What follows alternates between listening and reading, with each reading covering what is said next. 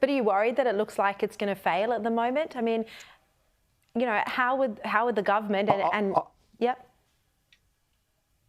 I've been running information forums with the La Perouse Aboriginal community in my area. So with the La Perouse Aboriginal community, we've invited members of the public to come along and hear about what the voice is about. And I'm finding, Sharri, that when people actually sit down, when they hear what it's about, when they know that it's about recognition, about listening and getting better results, 90% of people will walk out of that room saying, I'm supporting the voice. So I think the challenge for the government, for the Yes campaign now, is to get out in the community and explain it to people.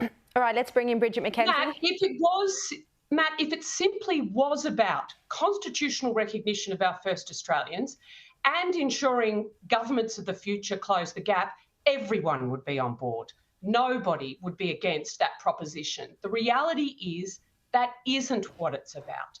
And the fact that the Prime Minister is in direct contradiction with members of your own Indigenous advisory group that was set up to really facilitate the referendum is incredible, with leaders of the Aboriginal activist groups, such as Lydia Thorpe, who thinks this is not the way to go to close the gap and give sovereignty.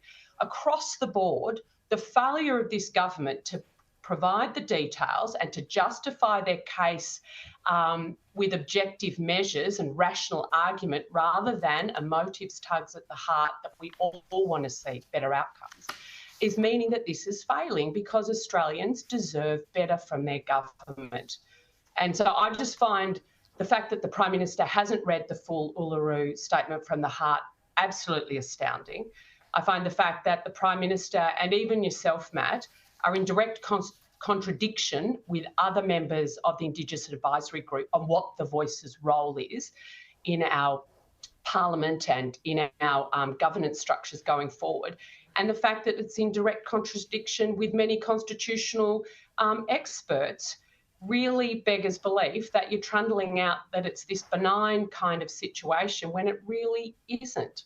Take people into your confidence, have constitutional conviction, I can respond have it argued out, instead of, going the trite, easy path. I mean, it's a motive instead of being rational, and I think that's the disappointing aspect, and Australians don't trust it.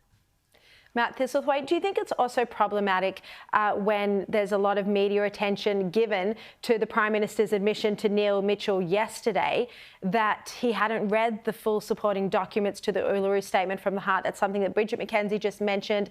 Jacinta pressed it earlier as well. It was on Ben Fordham this morning. So is this problematic if the Prime Minister's not across the detail?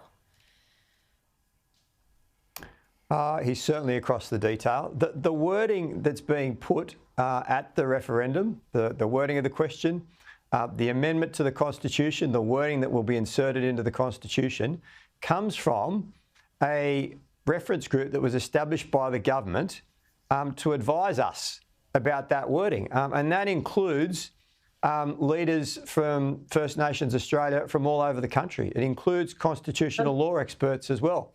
And they've put that wording to the government. It wasn't the government that came up with this wording. We consulted with that body and we've come up with that wording to represent what the Uluru Statement from the Heart and a Voice is all about. The second point to make is I think people need to be conscious of the fact that the Constitution does not contain the details of legislation in Australia. For instance, the Income Tax Assessment Act is thousands of pages long. You don't find that in the Constitution.